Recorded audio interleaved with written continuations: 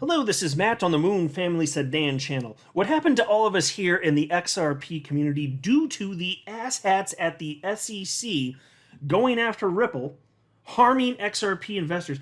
I want that to never happen to anyone with any other crypto ever again. I want it to stop. And Attorney John Deaton has said that he doesn't think we're going to be seeing any sort of, congressional moves soon.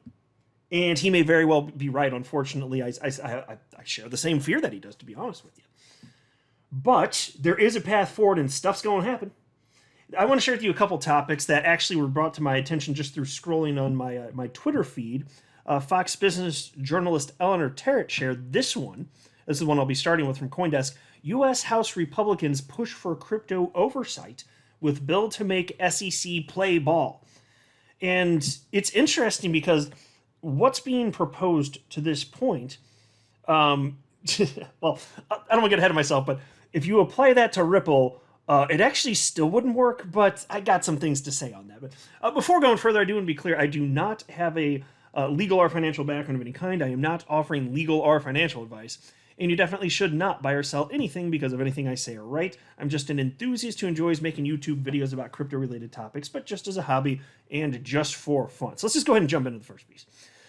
Crypto exchanges would gain a path to registering with the U.S. Securities and Exchange Commission and would be able to trade digital securities, commodities, and stablecoins all in one place under a proposal from the Republican chairs of the two House of Representatives committees trying to hash out a bill. And so, look, as it pertains to anything politics, you ain't going to find it on this channel unless the government jumps into my swimming pool, which is crypto. If you start sticking your nasty politics into my beloved crypto, fine, yes, then I will talk about it, but only as it pertains to finance and crypto.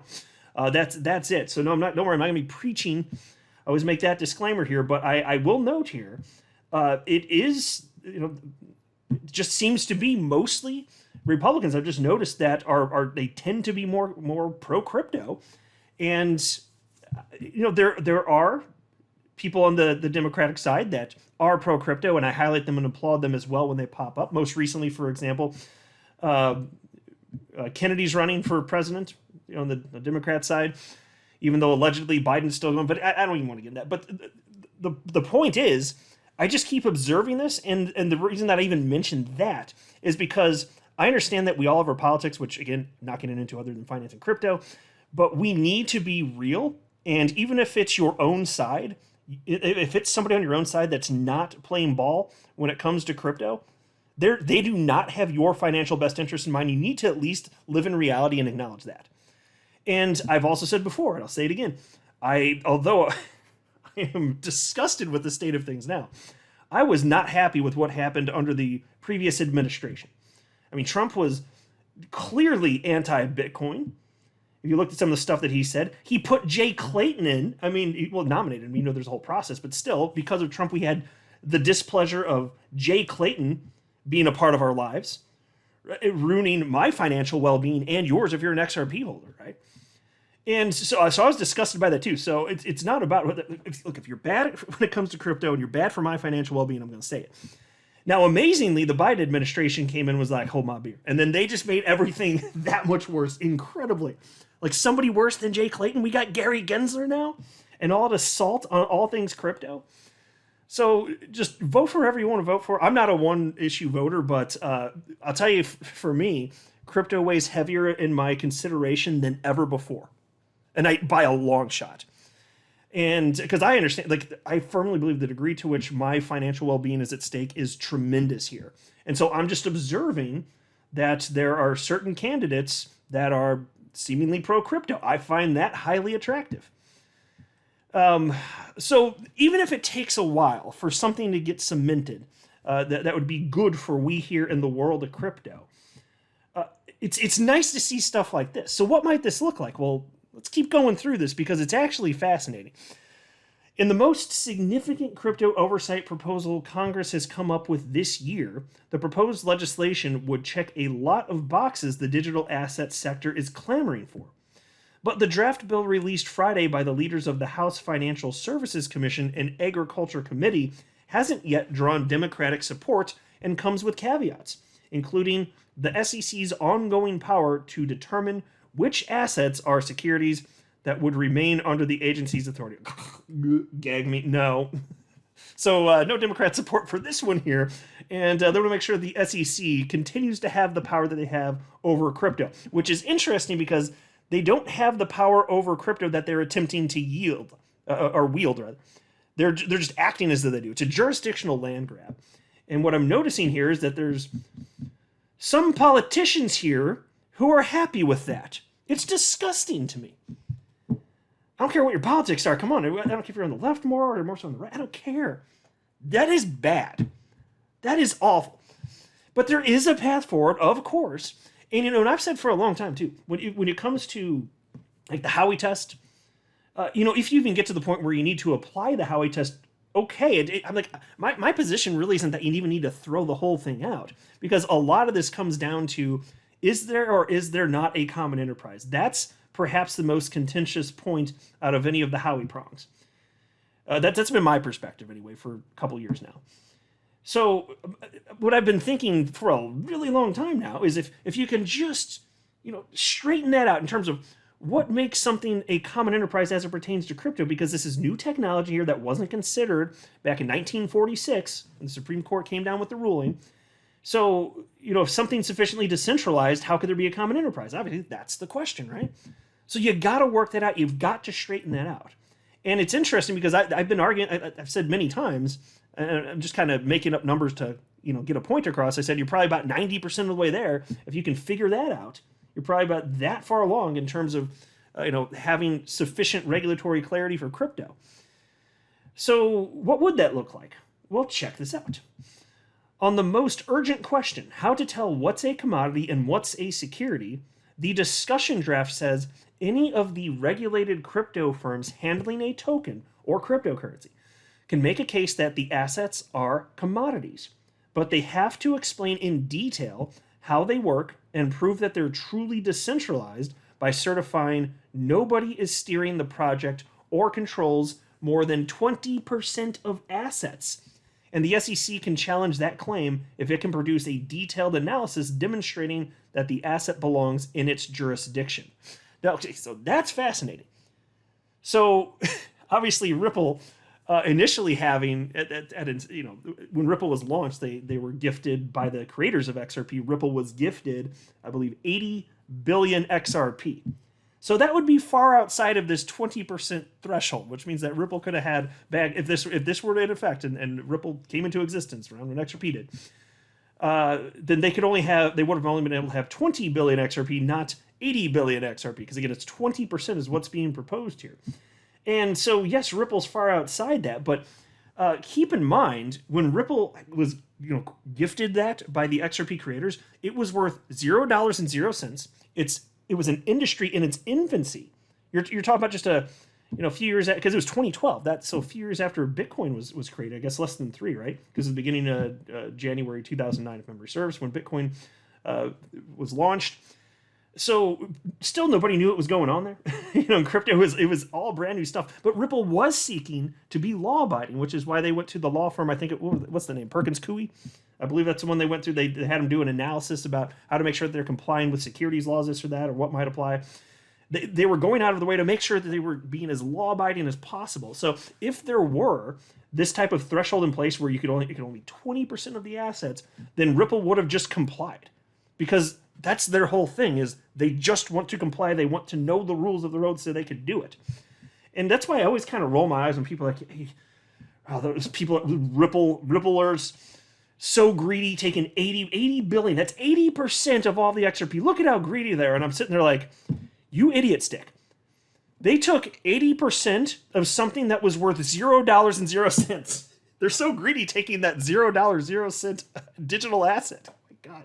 It was the rest of the world that started speculating, and that's why it ended up having a price. It's all the speculators who bought that, which made Ripple's holdings worth what they're worth ultimately today.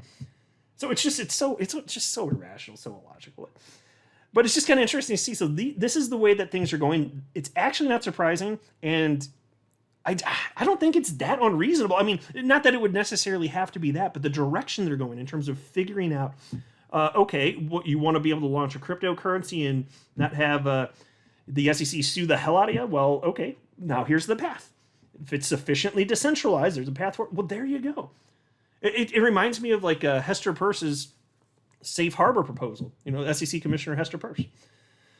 That sounds like something that could be pretty reasonable, because if you don't have something like that, you can't launch a cryptocurrency in the United States, because arguably every single cryptocurrency you're going to launch at inception would be centralized. And the same was true of Bitcoin in 2009. When it was just Satoshi mining Bitcoin, that's centralized AF, my friends. Yes, Bitcoin used to be 100% centralized, but it's not today. And if you're not going to provide a legal path forward, then you are just...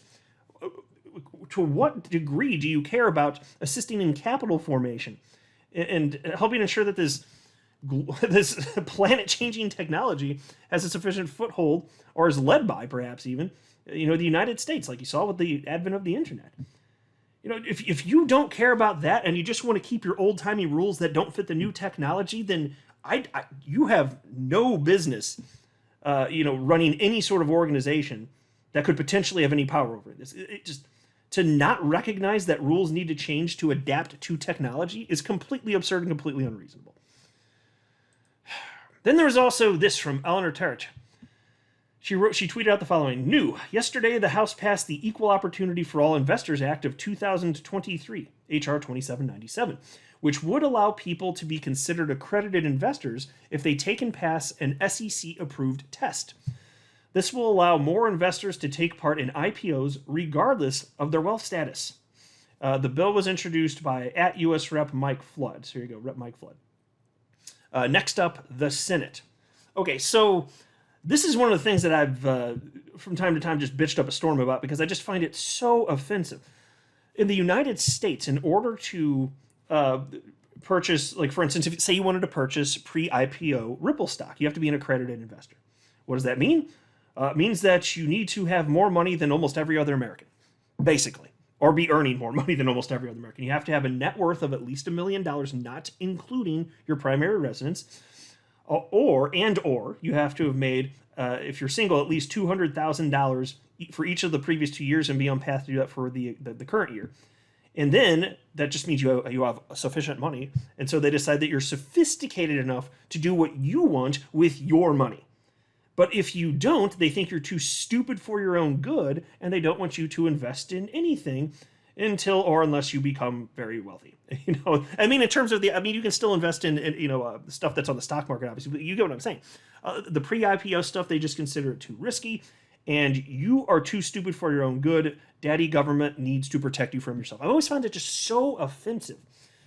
And this seems like a path in the right direction. And so here's the Financial Services Committee website here, and I just wanted to at least briefly mention this because I haven't seen any real efforts along these lines, perhaps ever. Not that I can recall, anyway. So to see this here, I'm just like, yup. Because that's most people. Like, most of you listening wouldn't be able to do this if you're in the United States. You would not be able to purchase pre-Ripple IPO. I just find that offensive. As if you're on your own financial journey, you've got your opportunity to have life-changing wealth, and then they're just doing stuff to prevent you from potentially doing that. No. And even if some people are too stupid for their own good, so what? You don't hold back the rest of the people that aren't stupid because some people are stupid, you idiot stick. It grinds my gears, son. So anyway, this reads as follows. HR 2797, the Equal Opportunity for All Investors Act, sponsored by Rep. Mike Flood, would increase the number of pathways to qualify as an accredited investor by instituting a test administered by FINRA, allowing sophisticated but not wealthy individuals to access high-growth asset classes that would not otherwise be available to them. And here's an excerpt of Chairman Wagner's remarks in support of this. Quote, HR 2797 represents a thoughtful approach to expanding the accredited investor definition to include individuals who are certified through an examination established by the SEC and administered by FINRA.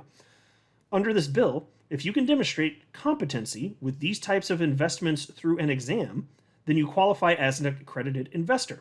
By expanding the pathways to qualify as an accredited investor beyond wealth tests, This bill modernizes the outdated definition that has inappropriately sidelined sophisticated but not wealthy individuals from high growth asset classes historically reserved for the wealthiest individuals, end quote.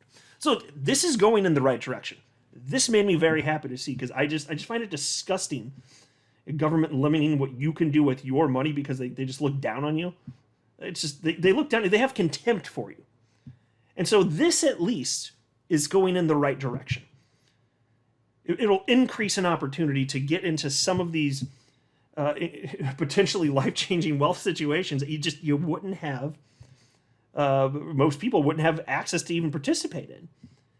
And a lot. It's how many times has there been pre-IPO stock available to the ultra wealthy, and then gets snatched up, and then by the time there's an IPO, you're gonna jump in that. But there's already been an incredible multiplier effect by then, and if you're in crypto how much it matters to be in earlier as opposed to later in terms of the multiplier effect and what that means for life-changing wealth. So anyway, happy to see that. See what ultimately happens. I guess let's wrap up here. Let me know what you think. I'm not a financial advisor. You should not buy or sell anything because of anything I say or write. That would be a very, very, very bad idea. Until next time, to the Moon Family Sedan.